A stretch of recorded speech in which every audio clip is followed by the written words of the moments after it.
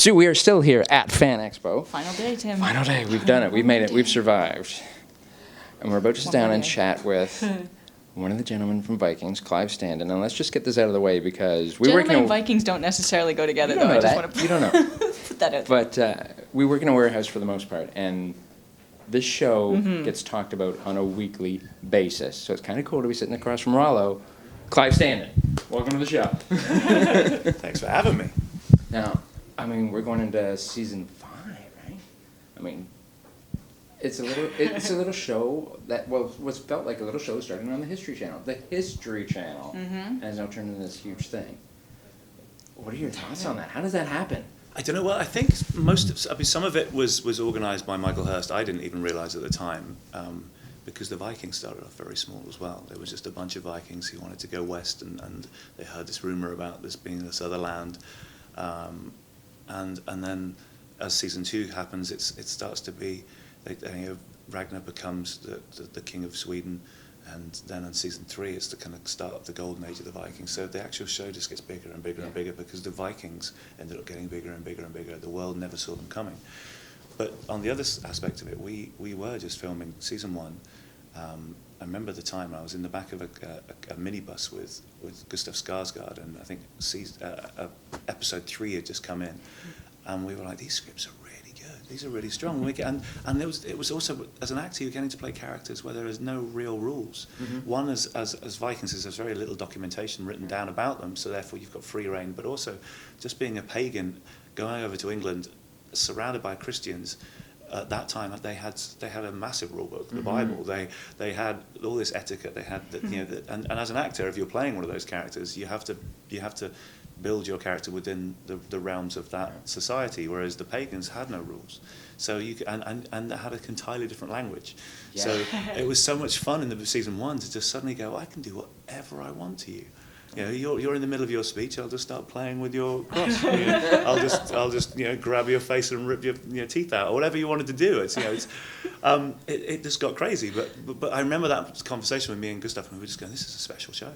This is really fun, and I'm enjoying the scripts. And because I'm a big geek at heart anyway, and I'm a massive history buff, I was kind of going, well, I reckon people that are looking at period dramas right now, that within that specific genre, like I did, they're going to love this show, because they're going to love it as much as I'm enjoying being in it. But then what I didn't see coming is it's not just a history genre show. It's not, there's like where I come from, England. The BBC is the stalwart channel for period dramas. You've got Downton Abbey and things like that on, and there's a demographic for that. It's almost, and that's what it's a cliche in England. The BBC are kind of like, this is a period drama for the people that like period dramas, and they very much make them the same way in the same mold. So Vikings kind of appeals to that kind of genre where you're going, I can learn about the Vikings. This is a historically accurate show as much as a drama show can be accurate. Yeah. But because of the type of people the Vikings were, with this adventure and intrigue and their inventions and their boat navigating skills, and then the battles and the war that comes with that, and then the gods that they worship and their belief system, this pagan society, is almost fantastical. Really so you've got this action genre, you've got this fantasy genre, because it may be a fantasy, but their Vikings believe it's real, but it's fantastical.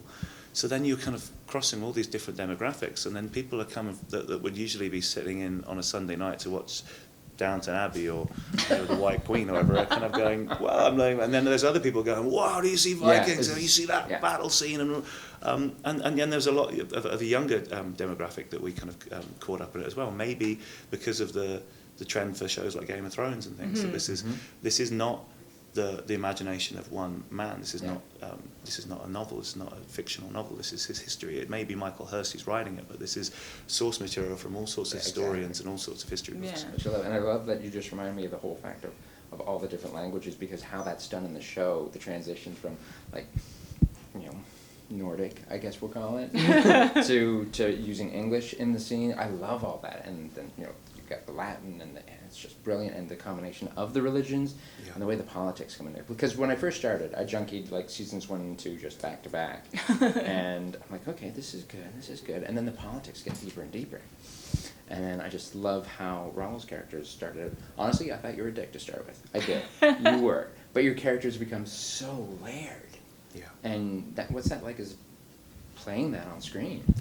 Well, I think, well, most of it has the credit to Michael Hirst in the writing, but I think also because it's an historical figure, there's so much documentation, but there's so much juxtaposing documentation. You know, there's a lot of stuff that's written about Rollo by historians later on that were commissioned by the current Duke of Normandy at the time. So it's obviously favourable towards Rollo, saying how much of a great leader he was, and what leading by example, a great leader of men. But then you go to the Christian scriptures, which record the Vikings coming over to places like England and colonising and pillaging and raiding. Then that's obviously in a really unfavourable light towards the Vikings. So there's some depictions of Rollo which make him into this barbarian berserker, fiery, heathen. So therefore, for me as an actor, the truth is in the middle somewhere. So it enables me to pluck what I need, and it's like a big toolbox, and I can take whichever tool I want for whichever scene, and create this multifaceted character. Because he is a guy, there is a man in there somewhere. And that's it. And gone are the days where TV dramas have to be black and white. As much as we love Star Wars, Luke Skywalker is white and Darth Vader is black. It's good versus evil. There's very little grey. Right. But Vikings is not that at all. We're portraying human beings, and we all make bad choices. We all make decisions that we regret for the rest of our lives, sometimes the rest of our careers. But that's what being human's about. It's about what you do when you get up again. Do you make your bed and sleep in it for the rest of your life, or do you try and reinvent yourself? And Rollo is one of those characters. He's constantly trying to reinvent himself, not because he had the answers. It's because he's confused and he's lost. And that's where that reinvention comes. Some people reinvent themselves because they're trying to better themselves, or he's very complicated. He hates who he is. He's very ugly on the inside, but it's not for want of trying to be better. But he has an ambition, and it's very reminiscent of Macbeth for me. Whereas Ragnar is very reminiscent of Hamlet. But it's one of these characters that he just falls and he makes mistakes just like we do, and I think that's what gives him that. You don't have to like him. You don't have to hate him, but I think lots of people love to either hate him or they can't help themselves with liking him, because he does end up learning from his mistakes. That is perfect. Clive Standen, everybody. Yeah. Amazing. Thank you very much. That was great. Nice to meet you guys.